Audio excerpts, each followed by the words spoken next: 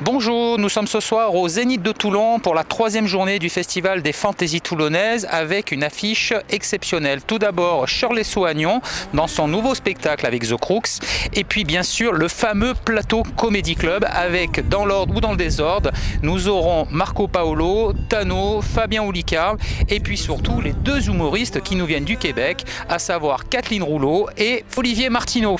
Salut, c'est Olivier Martineau, vous êtes sur Made in Riviera et Culture Mag, Côte d'Azur. C'était bon, hein? C'était bon! Descendu droit du Labrador et qui fait neiger sur l'hiver, des roses bleues, des roses d'or. Dans le silence de l'hiver, je veux revoir. Restez là après la pause, à confiance! On reçoit des invités? Non, on confirme que non, seulement moi. Bonjour, Toulon. Olivier Martineau, j'ai 32 ans, je sais faire la trame sonore en entier de Jurassic Park. Je la fais. Les dinosaures. Voilà. Ouais, c'est humoriste. C'est un humour, j'essaie de traiter, tu vois, du sable dans l'engrenage. J'aime bien critiquer ce qui ne fonctionne pas dans l'ensemble de la société. Pas pour autant, je dirais que je vais faire de l'humour politique. Ça, j'ai pas du tout de politique dans le spectacle. Par contre, j'ai du social. Mais le social, ça peut être la relation homme-femme, la relation avec l'autorité, les policiers, la relation de couple. Mais évidemment, on le traite toujours d'une façon qui est nouvelle, qui est rafraîchie. Pour moi, c'est pas la recherche de nouveaux sujets qui est importante. Je pense que c'est la façon dont on les traite. Par exemple, quand je parle des relations de couple, essentiellement, je base ça. Pour moi, la plus grande frustration d'un couple, c'est parce que ça vient avec des animaux, essentiellement des chats que je déteste. Donc, tu vois, je traite je prends finalement la facette. J'ai une paire de lunettes bien différente. Mais ça reste dans la variété. Je pense que je suis porteur d'une tradition cabaret, donc du cabaret québécois, qui date des années 50-60. C'est-à-dire, on va contacter directement le public. L'idée du quatrième mur, comme on dit chez nous, donc le mur de théâtre, dans lequel on contemple une scène sans être vu, ça n'existe pas. Il n'y a pas de mur devant la scène. Voilà. Je ne sais pas si on est si fort, je sais pas si c'est proposé, hein? Je ne sais pas. Je pense que on a d'abord beaucoup d'exemples.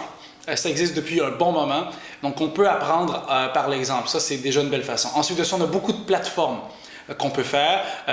Donc, on peut se casser la gueule beaucoup avant de réussir.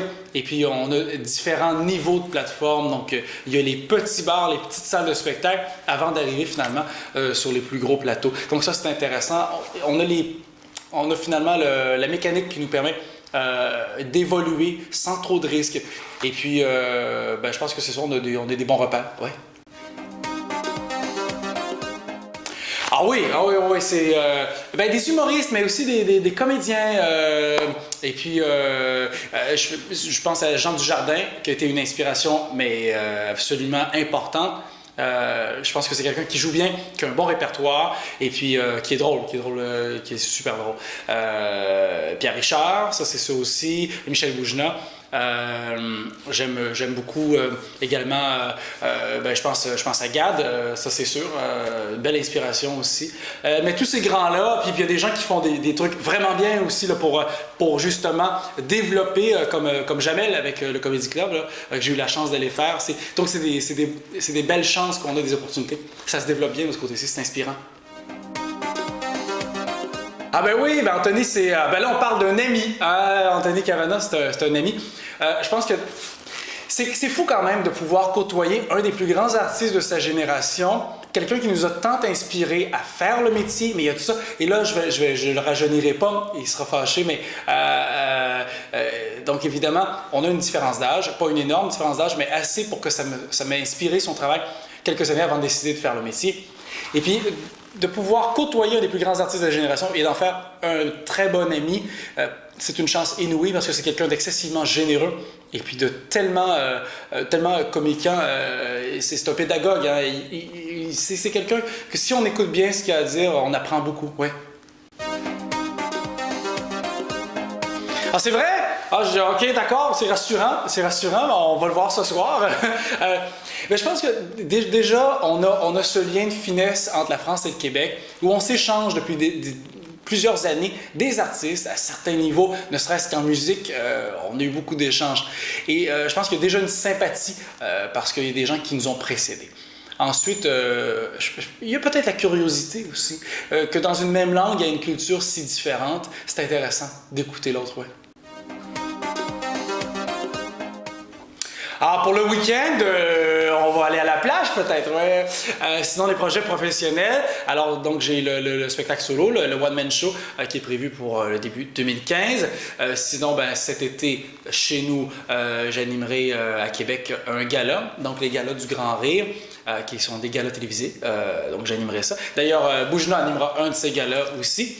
Et puis, on travaille finalement à peaufiner le matériel pour l'Europe, parce que moi, je veux m'installer en France, hein. C'est bien ici. C'est bien. Oui. 3 raisons pour lesquelles je ne veux pas retourner chez moi. D'abord, le ticket de retour est super cher. De 2, le vin est bon prix. Et de 3, à Montréal, je dois de l'argent à beaucoup trop de personnes. Donc voilà, je refais tout à neuf. C'est moi qui vous remercie, Toulon, ça a été extraordinaire. Restez là, après la pause, la météo. Je reviendrai à Montréal. Écoutez le vent de la mer.